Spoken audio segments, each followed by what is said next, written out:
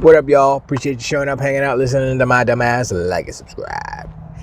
So, got the little snaffles. Sorry, but yeah. Anyway, it's 2025. I said that already. It's the beginning of the year. I inferred that. The thing is, it's kind of exciting for a couple of reasons. One, Nintendo's got some hardware on the horizon. Now, inherently, it's not really that exciting because their hardware is not going to be anything special. It's going to be more powerful than the Switch, but it's not going to be the most powerful handheld. So we know this because price prohibitions and all that stuff. But with that, CES is happening right now. And I caught a little bit of the NVIDIA stuff. And I'm like, oh my gosh, this fool in his, I don't know if it was an alligator skin jacket this time or something. He said it was leather, or I don't even know if he said it looked like crocodile skin. I don't know. It was a brown crocodile snake. I don't know. But look, I was like, oh, I need to find the Cliff Notes version of it because it was like 29 hours long, and he's up there with giant mock-up versions of the new chip, and I'm like, this is ridiculous. And then he started saying stuff. I was like, I don't know. It was all AI. Maybe somebody should do a super clip of that. Anyway, CES. So, was it Lenovo? I think somebody announced a Steam Deck that isn't Valve. They announced a Steam Deck handheld based on Windows at CES. And I think it's $499 or something like that. I think that was the price. And I was like, wait, hold up. Because that is like inching closer to what Microsoft is trying to do, which is basically have a handheld with Steam on it too. I mean, Windows is on it, which means Xbox is on it.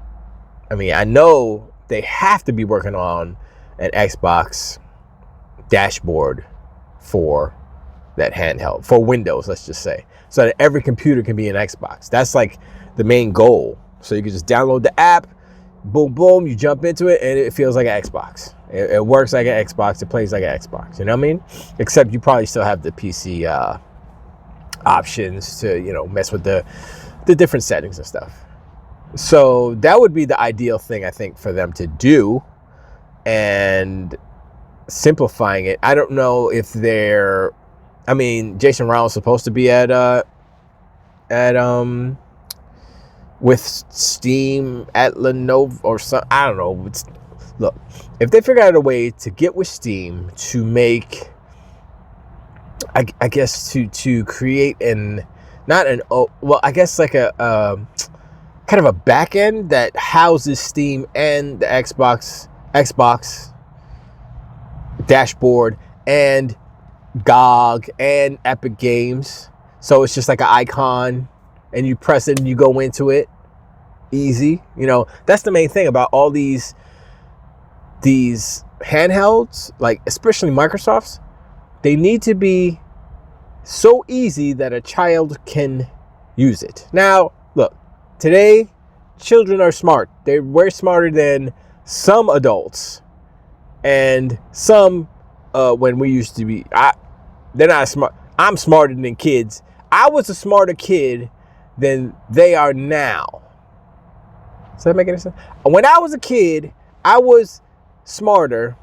I don't know. I guess it's a different time, so different technology. But I was smart. I could freaking hook a computer. I could hook up a freaking, I could open up a system and look inside and say, it's broken, and put it back together.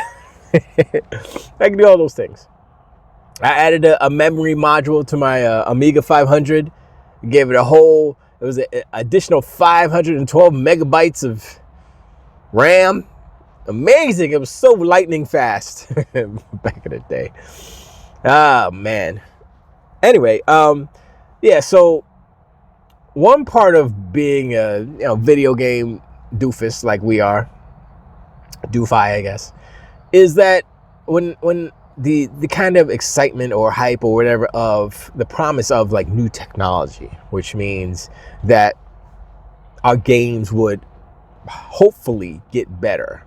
And right now there's a little bit of, I don't want to say confusion, but there's a little bit of a shift in like the technologies that are emerging and how the developers are using them. And one thing about that's happening is, one thing I don't like about what's happening is that the business side of the video game industry is affecting how these technologies are being used. Example,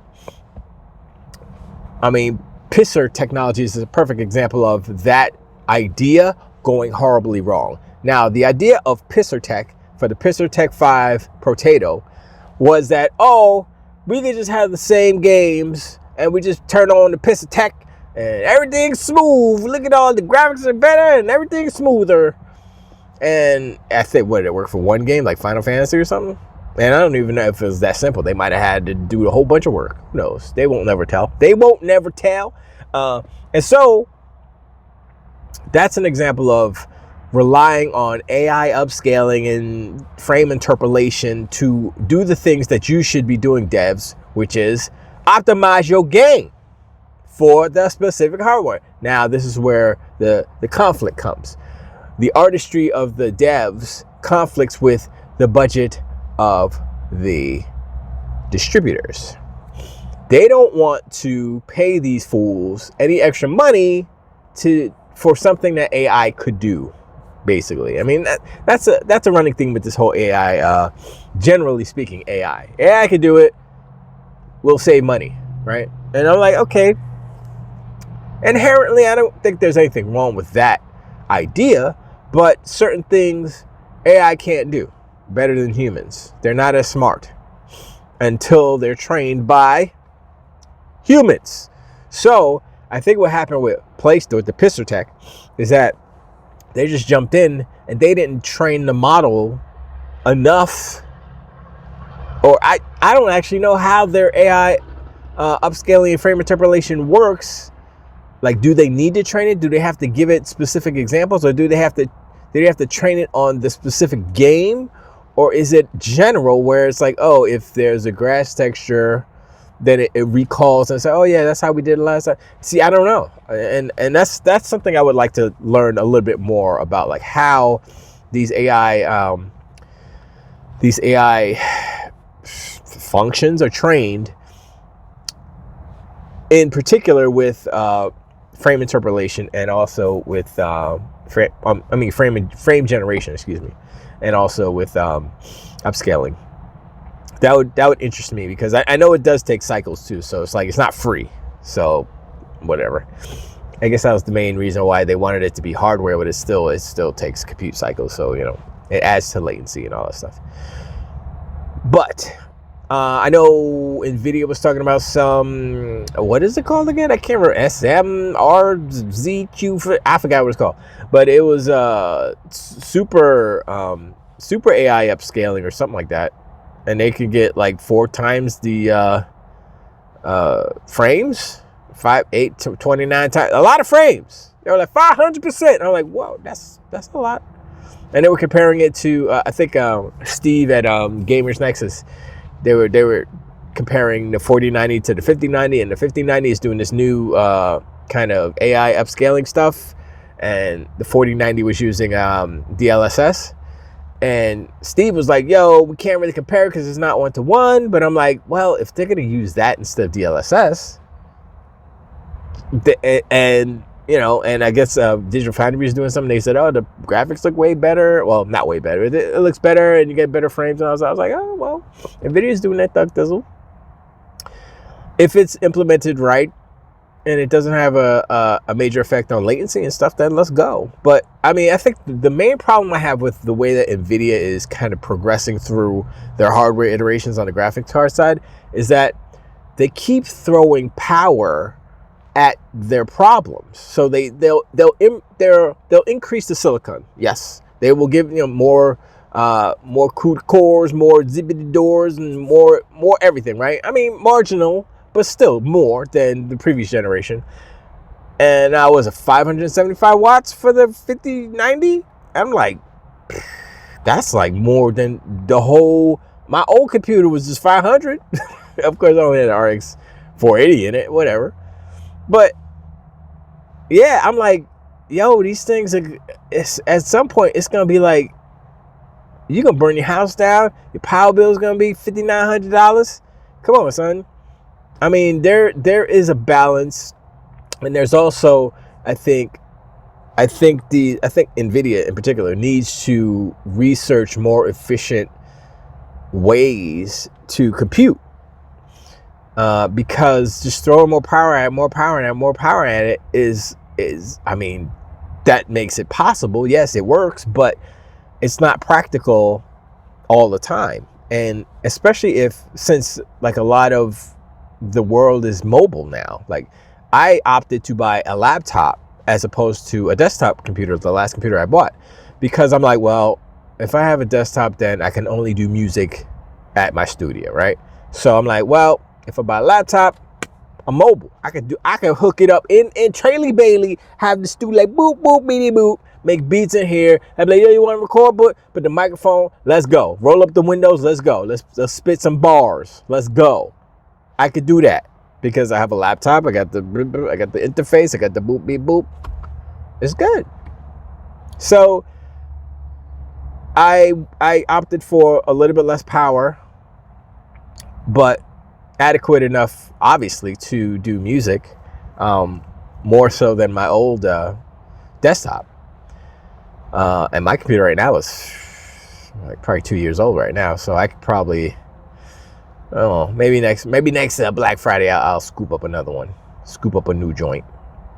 But yeah, I don't, when and I'm doing I'm rendering these videos. I'm rendering Blender and stuff on it too, and I would say it's comparable, if not a little bit faster than the desktop I had last time, which is fine because that desktop was old as dirt. But the portability of it makes it more alluring and more feasible.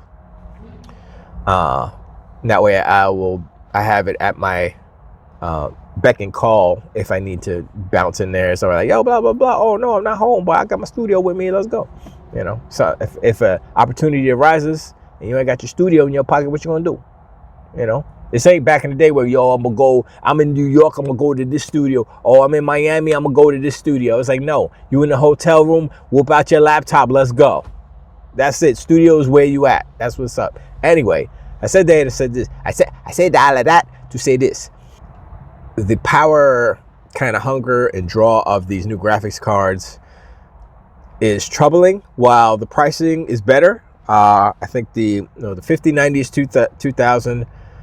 The 5080 is 1,000, which is like, oh, that's cool. The 5070 is 550, I think, which is a really good price, because that's supposed to be the equivalent of a 4090. So I'm like, if I build another desktop, guess what I'm getting? I'm getting a 5070. Let's go, because that's all I need. I don't need a 5090. I mean, it'd be ideal. I'd be rendering frames like crazy, but it's not necessary. But it's a good business move for NVIDIA, so that they can have more people will buy the 5070, definitely. If I was in the market for a graphics card, that's the one I would buy. But I'm kind of stuck on laptops. They got me with that. But anyway, so I'm paying attention to what Microsoft is doing and kind of investing in ARM and stuff like that. And Apple's been doing it for a long time. And I think that the more that Apple kind of dives in there and they illustrate how you can get the power out of ARM, because it's a different architecture, but it's still more power efficient than the x86 chips. And so I'm like, okay, so if Microsoft decide, well, they've already made some ARM devices. They've had some Surface laptops that are ARM and stuff. And so those are mobile chips, which is laptop, phone, right? So I think that I think that ARM might be a better investment, or a better kind of choice in going to the future, because yes, it's not as powerful as the x86 chipsets, but it's cheaper and they're getting more powerful, and the architecture is different. And it's like, I don't know if the comparable power as far as compute is still more efficient than x86. I would have to look into that, but that's on a deeper level. That's interesting because it will, if utilized by console makers, it'll guide the way to maybe definitely handheld stuff. That's all ARM. If you could put an x86, I think the ROG Ally has an x86 in it, but battery life sucks. It may be more powerful, but the battery life sucks. So and with all this DLSS and with the Auto SR, that's Microsoft's super resolution solution, super new solution. If they get those right, then I think it'd be cool. And I think Microsoft's is better than Pisser. It has a better name. Let's go. I'd rather say Auto SR all day long than Pisser. But whatever. That's that. But we haven't figured out. Well, they haven't announced yet, as I know of, what's going on with Jason Ronald and all of them and stuff. So we'll figure it out in the next couple of days, and I'll have more videos on that. We'll see. But it is exciting because the next generation is upon us. It's coming up real quick, and it's gonna be interesting. And the fact that like Microsoft Xbox has a ton of games like ready to go, it's like you need both, right? It's like, oh yeah, hardware. Then you have the promise of good games, but we got good games just waiting to come out. They're not waiting to come out, but they're gonna be coming out. And so it's like, all right, cool. Give me some more hardware so I can play these dope games. Let's go. Meanwhile, PlayStation side, they're like cricket, tumbleweed. They got nothing. They got 1.5 games over there. Anyway, I appreciate hanging out. Like and subscribe. Me in the comments as well. Let me know what you think about all the tech explosions happening. CFS. Your boy, whatever is leather jacket dude. I forgot his name. Sorry. And yeah, let me know what you think about the Switch leaks. There's a whole bunch of stuff happening, but I appreciate y'all. And I'll check it out on Tilt the Weed.